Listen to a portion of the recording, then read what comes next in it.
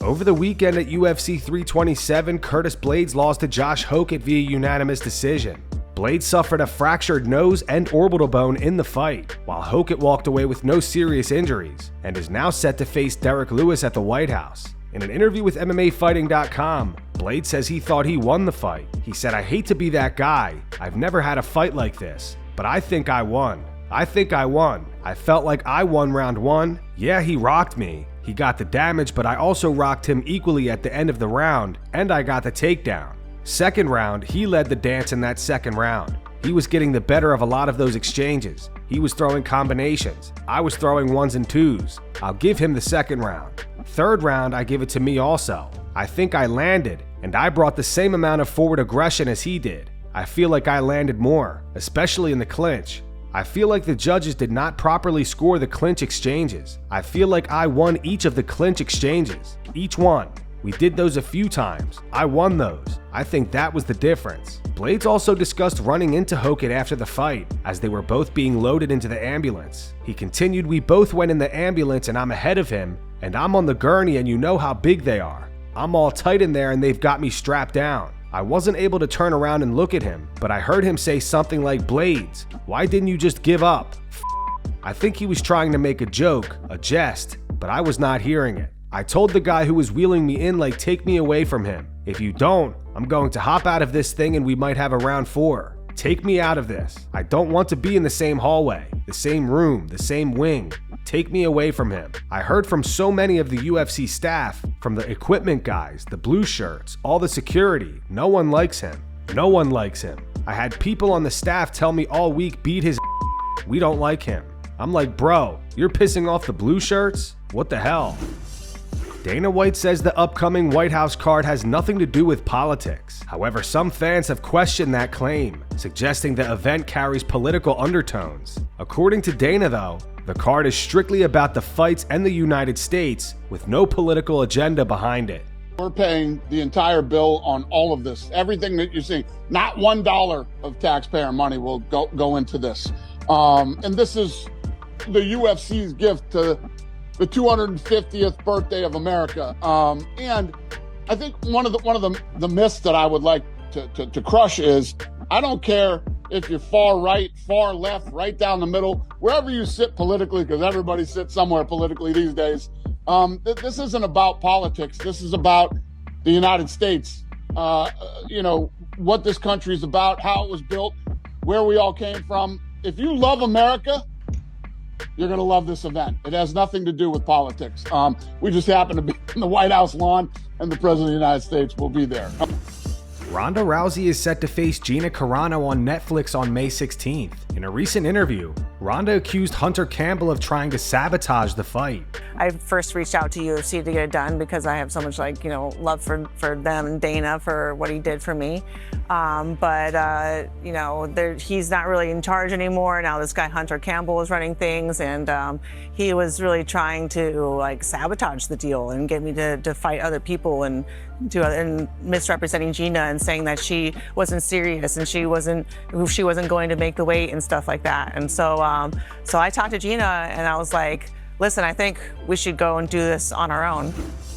Sean O'Malley and the MMA Guru debate whether or not the UFC is dying. He's dead or UFC sucks right now, because we have back-to-back. We have a bunch of great cards coming up, and I feel like it's always going to be a thing where people are like, oh, UFC's boring, UFC's fun, but I think it's fire right now. There's some good fights coming up, and it's nice to have something to look forward to each weekend. What do you think about that? UFC's dead. Yeah! That's what I think. No, I know what you mean, though. There's a lot of cards, and they're keeping you busy, and I mean, there's never going to be a week where they leave you hanging too much anymore. But I think maybe one too many cards. Really? Just you'd rather have more stacked cards than, yeah, I can see that. More stacked cards than random fights. Because we're still seeing Tuivasa on the cards, 6 and 5 Junior Tougher. I just feel like we're seeing a lot more people on the cards now, where it's like, oh, we've got cards, we have to put people on the cards. Whereas before it used to be a bit more of you had to be kind of good to get into the UFC. Yeah. Sometimes we're seeing these guys with records where it's like, they're just kind of filling up the numbers because we've got 50 million Apex cards a year. Yeah. So I think they could get rid of about 4 cards a year. I'm not asking for much. and then just disperse some of the names. The thing I is, actually really like Contender Series. What's the thing, Sean? Yeah, What's the thing? I was gonna say, the thing is, there's so many high-level motherfuckers in these gyms that no one even knows about that should be in the UFC, and then you see some guys and like, what the f is that guy doing in the UFC? And then there's the killers in the gym. Mateusz Gamrot fired back at Paddy Pimblett. If you missed it, here's what Paddy had to say this week about Gamrot's fight against Esteban Ribovic, which he won via submission in the second round. Well, this Gamrot fighting? Who's he fighting? I didn't even know Gamrot was fighting, lad. That's what, like, no one gives a about him, you know what's mad? He's rank 8 and he's fighting on the prelims, lad. Is this Ribovic's ranked? This is Gamrot's second fight in 3 fights that he's fighting someone unranked and he's in the top 10. Genuinely just shows nobody cares about him. Gamrot responded to Paddy on X. He wrote, "You talk way too much. Say that to my face. UFC, give me that clown anytime." Daniel Rodriguez is preparing to make his return to the UFC after spending 8 months in prison in Mexico following a marijuana-related arrest. D-Rod says the UFC has already offered him a fight against Leon Edwards. Speaking to TMZ, he said, "I got an amazing offer. You guys will probably see me in there with Leon Edwards. International Fight Week. Just today they offered it. Made the decision right now. I'm accepting the offer." Arman Tsarukyan mocks Khamzat Chimaev's Swedish wrestling accolades, and Khamzat fired back saying Arman's never been a champion in wrestling. 4-time Sweden wrestling champion. Go away. You never been a champion in wrestling. Rough. Hey, you Rough champion, rough. And you wrestle with burgers. So we done our morning workout. Now we going home, have a lunch, and then nap, and then back to work. Every day, same in the training camp. When we're in training camp, we just train, eat, sleep, repeat, and sometimes walk. Influencer Ashton Hall attempts to take down Arman Tsarukyan at the Jackson gym.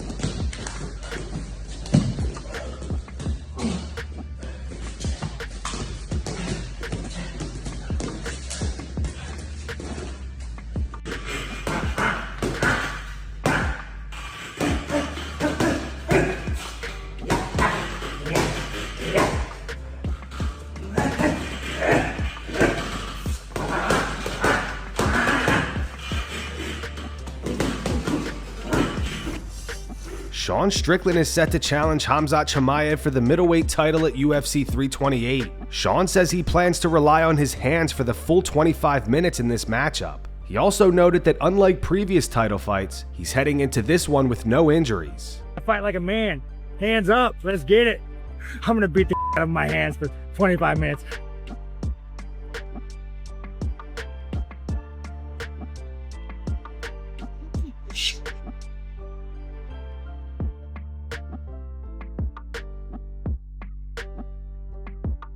Got a great camp, going in this fight strong, healthy, body's fully healed up. Nice going to a title fight, not being injured. I'm stoked, I can't wait. Ready? Yep, 30 seconds. Yeah, let's do it. Yeah. Let's go.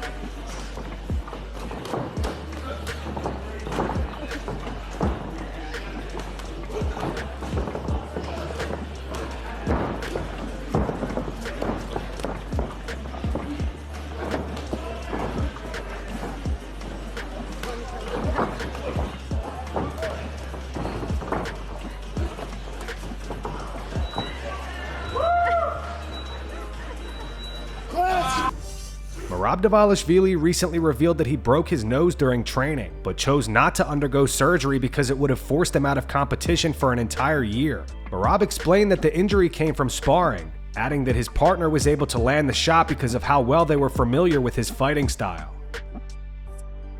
The first time I broke my nose, it was 2014 when I officially have my pro debut. The guy jabbing me, first punch, he jabbed me and broke my nose, and since that my nose was broken, but my nose was strong actually, and then I got multiple skin cuts, like but the bone was good.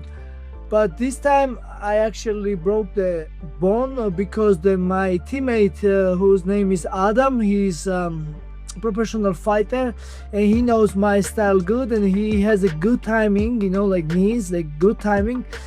And then every time I sparring with him, he timed me good, but sometimes he hit me in the chest, he hit me in the forehead and straight like face, but never in my nose. But this time he knee me in my nose, like this side, which is broke, my bone broke. So, and then that's the story. Yeah. Oh my God. Jorge Masvidal believes Carlos Ulberg would have ended Jiri Prochazka if referee Mark Goddard didn't step in. Masvidal thinks Ulberg is going to be a serious problem in the light heavyweight division. Oh, she broke.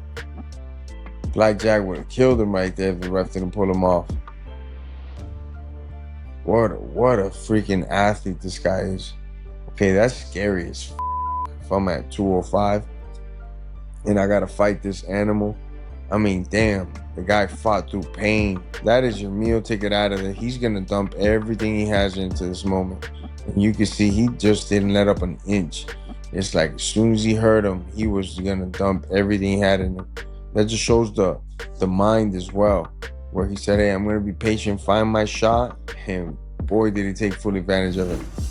Former UFC heavyweight Mark Hunt was arrested in Australia on a domestic violence-related charge. He's accused of stalking and intimidation with intent to cause physical harm after an alleged incident involving a woman who was helping him with a task at a residence. Prosecutors say things escalated and that Hunt's behavior caused her to fear for her safety. They also claim he sent a text message that read, "I'm just going to murder you in the end anyway," although Hunt's lawyers disputed that text was sent. Hunt spent the night in custody before being released on bail. As part of his bail conditions, he is required to stay at a different residence and is prohibited from contacting the alleged victim. His lawyer disputes part of the allegations, but says he may plead guilty to the stalking and intimidation charge. Hunt is due back in court later this month as the case continues. Today we have an update on Artem Lobov's lawsuit against Conor McGregor over Proper 12 Irish whiskey. Artem filed a lawsuit claiming he was involved in creating McGregor's Proper 12 brand and was promised a 5% share of the business. He alleges that he helped develop the idea and played a key role in getting the project off the ground, but was later cut out of the profits when the brand was sold for around $600 million in 2021. Lobov says he was never given his agreed-upon cut, while McGregor's side denies any such agreement ever existed and maintains the brand was created and built without him.